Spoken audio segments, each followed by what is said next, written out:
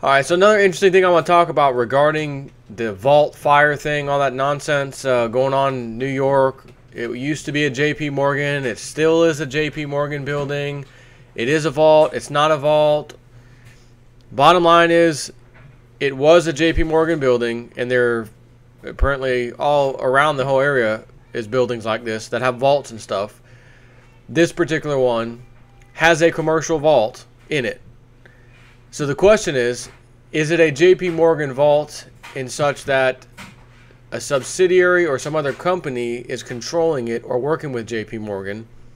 As you all should know, a lot of those buildings underground connect to each other and direct to the Federal Reserve Bank as well. So that still remains a mystery at this point. Lower that down a little bit. It remains to be seen. However, and my dad actually called me. You've been reading the comments on your video about that fire, people calling you a bozo and stuff, you know, about that. It's not even JP Morgan's fault. Well, here's the problem I have with that. And I've been very busy lately, which is why I haven't done a video here in the last couple days. But I want to share something with you.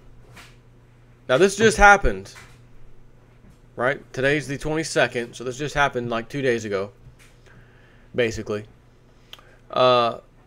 And here's a very interesting thing that was actually published yesterday, 21st, and talks about on the 19th.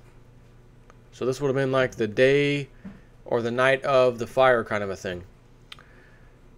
CFTC regulator, commodities regulator, gold, silver, etc. CFTC puts metals warehouses, which would mean vault areas as well, on notice of possible probe. The U.S. commodities market regulator has put Wall Street banks and other big traders on notice for a possible investigation of their metals warehousing businesses following years of complaints about inflated prices. Now, hold on. No, you need to change that. Deflated prices. Held down prices. This is from CNBC, by the way. So it's a nice little hefty article. I'll link to this article, by the way. But it says this notice basically is amounting to a warning shot ahead of what is probably a formal CFTC probe, one of the sources said. Banks including Goldman Sachs, JP Morgan, etc. are on this. The letter from the CFTC's enforcement division did not refer to an investigation, but the do not destroy order touched on some of the most sensitive issues in a controversy that has plagued the London Metals Exchange for years.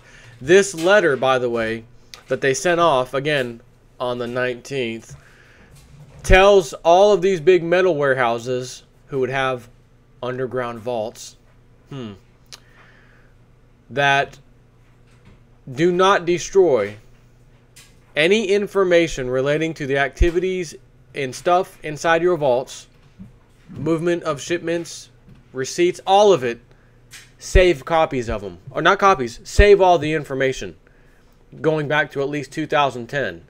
And if you happen to have a destroy policy on that, would, in other words, would normally allow you to get ready to destroy it here shortly, do not follow that per CFTC rules here. Hang on to it. So do you think by chance this letter went out and, oh man, the letter came in a couple hours too late. We had an office fire down in the vault of our buddy next door, who is actually where we're paying them to store all of our paper trail files. You don't think that might happen, do you? And I know it's not a JP Morgan vault. Allegedly, it used to be a JP Morgan vault. Well, let me tell you a little story about a used-to-be airplane. The CIA used to have a nice jumbo jet airplane, and it had the whole CIA markings, logo, everything was on it. And one day, this plane got, I don't know if it went down or got caught at an airport with a massive amount of, I think it was cocaine, drugs on board. This wasn't all that long ago, by the way, maybe 2-3 years ago. And when they nabbed the guy who was flying the plane, he works for some private company. It's not a CIA plane. They bought the plane at a CIA auction. CIA don't use it anymore. Right, but the logo was still allowed to be on there. Let me tell you something. I am an expert at buying previously owned government vehicles, namely ex-police cars. I currently drive a 2005 Tahoe that was a former police pursuit vehicle. Prior to that, I owned a 2002 Crown Victoria, had the push bumper, spotlight, all that stuff. You would never know it wasn't an unmarked car. I mean, it looked just like one. I love those cars. But there are strict policies that when those cars go up for auction, the logos have to go away. Even the striping, even if it doesn't say sheriff or anything, just the fact that it had striping, that has to go away. If it was a two-tone type of paint job that was easily could be seen as like a normal police car, you got to get the paint job changed a lot of times. Anyways, do you think the CIA is going to sell an airplane jet with its logo still attached and just auction it off? You guys do the paint job later. Just keep the logo on there. No. That's called a cover-up. So, you don't think by chance, oh, that's not our vault anymore. JP Morgan, we don't use that vault anymore. That somehow or another, well, we leased it out to this company and they actually do some work for us.